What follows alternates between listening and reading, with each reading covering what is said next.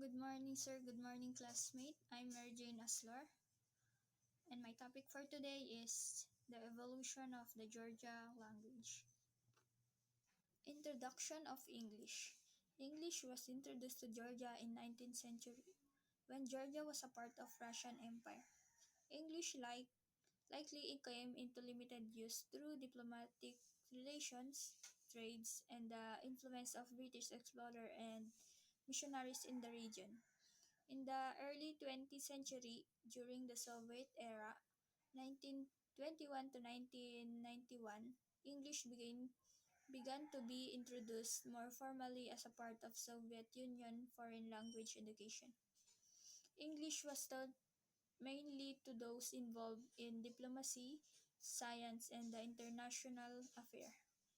And then next one is English spread in the country of Georgia. Most independent 1991 onward, after Georgia gained independence from Soviet Union in 1991, the government and society turned more towards the West, seeking integration into European and global institutions. As Georgia applied to join the European Union and the North Atlantic Treaty Organization, English became increasingly necessary for diplomatic and economic purposes. After Georgia gained independence in 1991, it shifted its focus toward the West, seeking Union, European Union and North Atlantic Treaty Organization membership. As a result, English became more important for diplomacy, business, and international relations. Next one is Rose Revolution in 2003. Followed the Rose Revolution in Georgia implemented broad reform including a focus of English language education. English became a key part of the school curriculum and the government launched initiative to promote its use. Program like Teach and Learn with Georgia, which started in 2010, brought natives English speaking to teach in Georgia school, further spreading English proficiency across the country. After the Rose Revolution in 2003, Georgia introduced reform that emphasized English language education program like Teach and Learn with Georgia. In 2010, brought native English speaker to school, boosting English proficiency nationwide. Modern spread.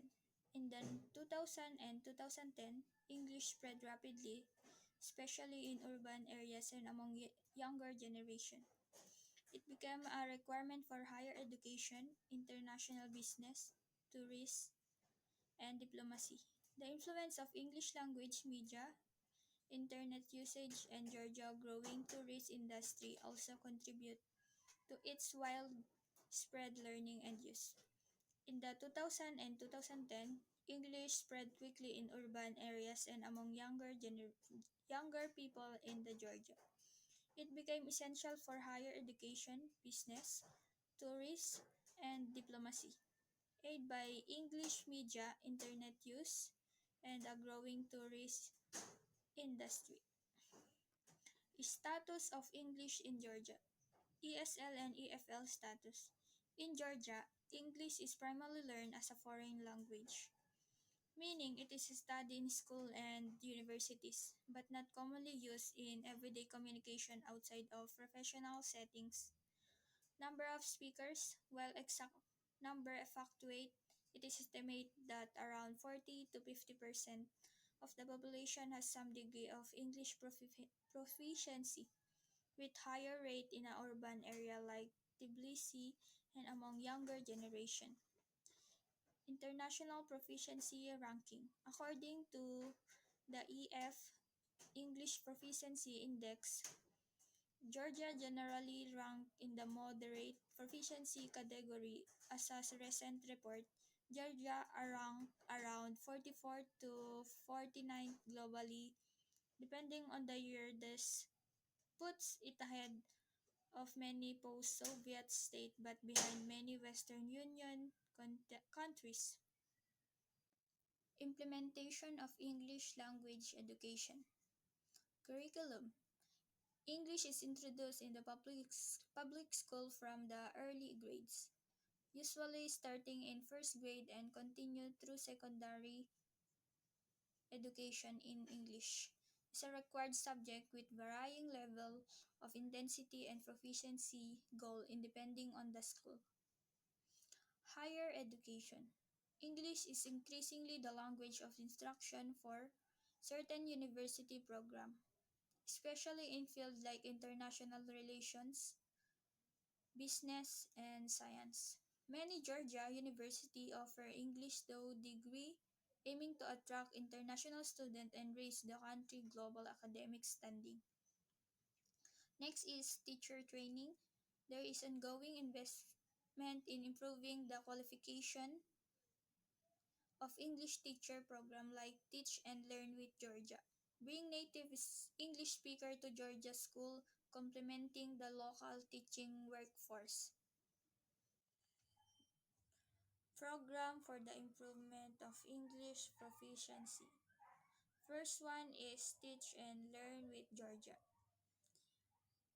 Launched in 2010, this initiative bring native English speaker to teach in Georgia school. The second one is international partnership. Georgia collaborate with countries like United States and United Kingdom for educational exchange, teacher training, and scholarship to boost English skills. And the last one is private sector initiatives.